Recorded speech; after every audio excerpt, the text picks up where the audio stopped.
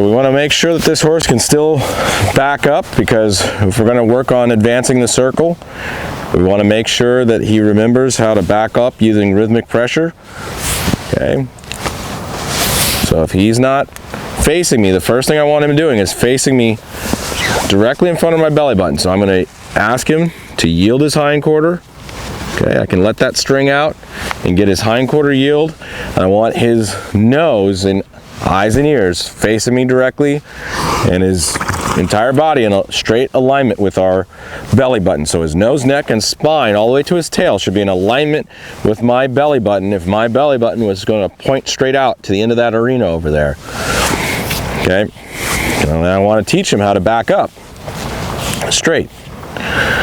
So now we're going to use our finger, wrist, elbow. Good. Back to our finger, our wrist, elbow. Good. Okay, so he's slowly getting lighter. Eventually one day I want him to back up all the way to the end of that line just with my finger. Okay. I'm going to smile and reel him back in. I'm going to teach him how I can invite him into my personal space. This is what horses need to know, so they don't just push you around and invade your personal bubble. They need to know that you can invite them in, and then you can also ask them to step outside your personal bubble. Good.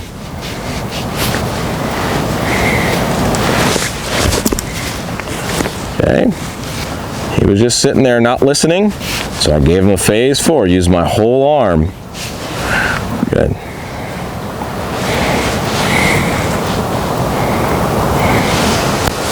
Okay. I'm going to ask him to back up out of my personal space. He's already getting a little bit lighter. One more time.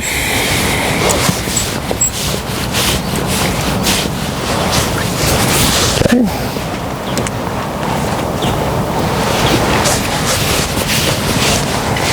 Finger, wrist, elbow.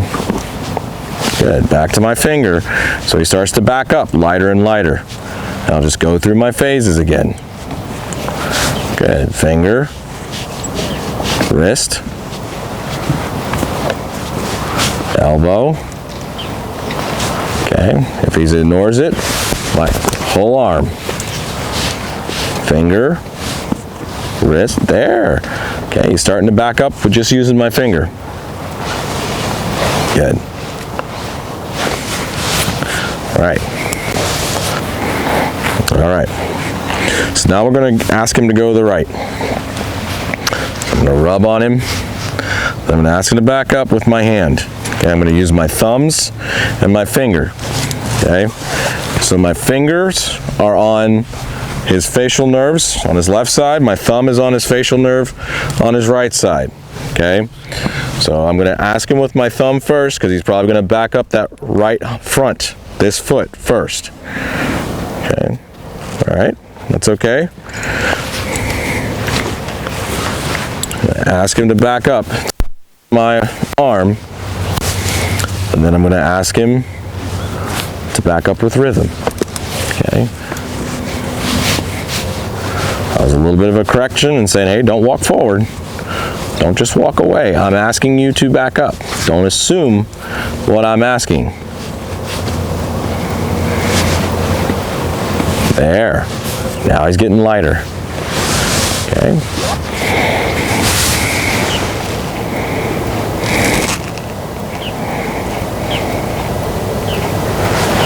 Okay.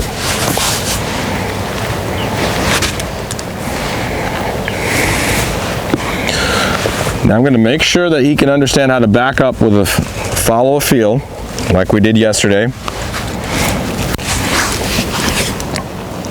So I'm going to take my hand, put my thumb upside down, and bring this heel knot to his chin. Okay. The heel knot on the halter is right here. It's this little knot that we attach our clip to. Right above that is the heel knot. So I'm going to take my hand, put my thumb to the ground, bring my hand toward his chin and neck, and wait for him to take one step and release. Okay, I'm releasing pressure because I want him to understand that now he's found the right answer. And it's important to have hands that close slowly, okay, and open quickly as soon as your horse responds. Yeah, rub him. Gonna ask and release. Ask and release. Ask and release. And each time I'm starting to feel if he's getting lighter. Good. I'm evaluating how light he's getting within this maneuver. So we're going to ask this horse to back up off of follow field. We're going to use the halter. Okay, I'm going to put my hands right on that heel knot right here. First, I'm going to take my hand, point my thumb to the ground, wrap my fingers around it gently, and then I'm going to bring my knuckles up to that horse's chin and just hold. And as soon as he backs up, I'll release.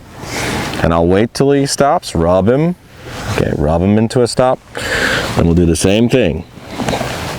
Take this halter, bring the heel knot up, wait for him to respond, and just hold steady pressure until he starts to lean back and release.